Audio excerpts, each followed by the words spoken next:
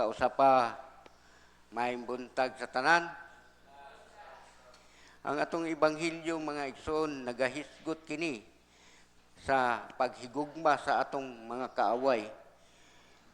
Saan mo nato paghigugma ng atong mga kaaway? Labi na katong mga tao nga nagpasipala kanato, nagbutang-butang ug naglutos kanato.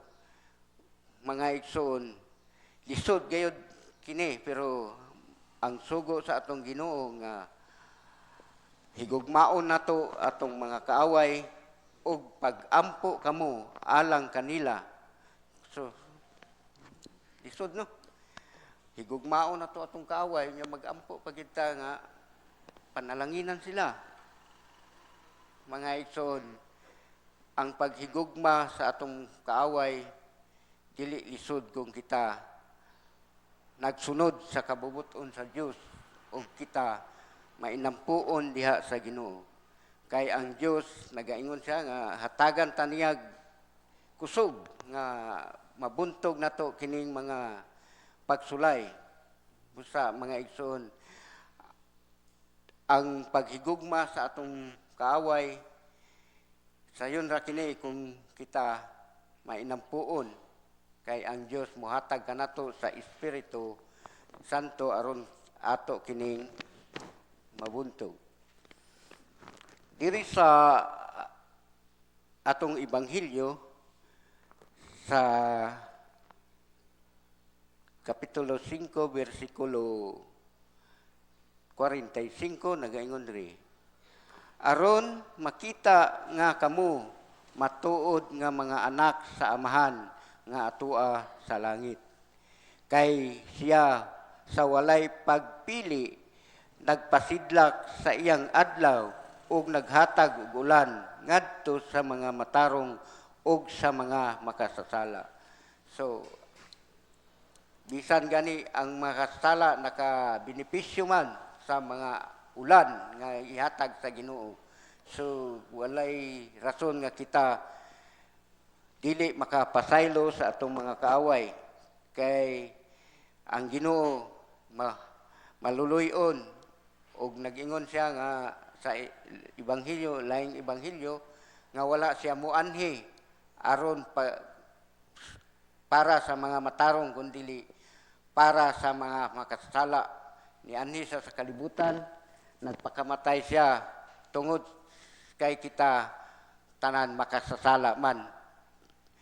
So, kung kita nagbag-o na o naghinulsol sa atong mga sala, then ang atong Ginoong Hesukristo andam kanunay nga mudawat kanato bisan kita makasala kay gipakamatyan nata ni Ginoong Hesukristo didto sa krus. Nganong magpaabot man kamo og ganti gikan sa Dios kun ang inyong paghigugma mao lamang ang inyong gihigugma mao lamang kadtong tao nga nahigugma kaninyo.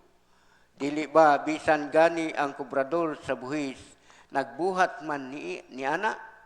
So, usaon na to nganong magpaabot man kuno tag ganti kung ang atong higugmaon katurang mga tao nga suod nato, nahigugma nato, how much more katong mga tao nga wala makaila og Dios nga angay silang makadungog sa pulong sa Dios. Unsaon na itong mga igsoon katong mga pobre nga wala gayoy gikaon. Unsaon man nato to. So kung kita mahigugmaon sa atong kaaway, labi na katong mga tao nga nagkinahanglan o mga panabang, labi na ang mga tao nga nawad-an nagpaglaom, labi na gayod mga igsoon ang naa sa prisuhan na datugan sila sa madagkong problema na uban diha nga na priso tungod lamang kay na dili ilang sala pero napriso sila. Mao kani mga tao nga nawad-an og paglaom. Ang atong mga kaigsuonan nga naay mga sakit, nga labi na mga sakit nga grabe na murag dili na maayo pero nagkinahanglan na sila kanato mga magtotoo sa Ginoo ug mga Kristohanon nga ato silang dasigon nga mubalik sa Ginoo ug muduol diha kaniya kay nagaingon sa siyang pulong pangayo kamo ug kamo makakaplag. So ato silang dalon diha sa presensya sa Dios kay mao kini ang sugo sa Ginoo kanato nga ang tanang katawhan nagaingon sa siyang pulong nga ang tanang katawhan himua ninyo nga akong mga tinun-an. Mao kana ang sugo sa Ginoo kanato busa dili ta angay nga magpakahilom lamang kung kita naay mga silingan nga nagkinahanglan nga wala pa gayud makaila og Dios kay ang Dios andam gayud kanunay naghulat ang Dios nga kita mapasiguli ngadto kaniya. Diri sa atong ebanghelyo sa 47 kun mahigalaon ngadto lamang sa inyong mga higala unsa may inyong nga mahimo labaw pa sa gihimo sa kadaghanan dili ba ang mga tao nga wala mo ila og Dios nagbuhat man niini kinahanglan nga maghingpit kamo ingon nga hingpit ang inyong amahan nga atoa sa langit.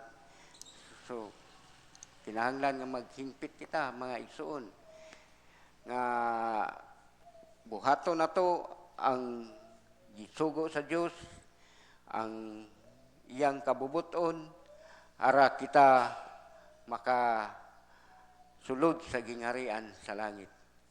Atong tabangan ang atong mga isig ka magtotoo kung kina nanginahanglan kay ang Dios mutabang gayud niingon siya sa iyang pulong sa diri sa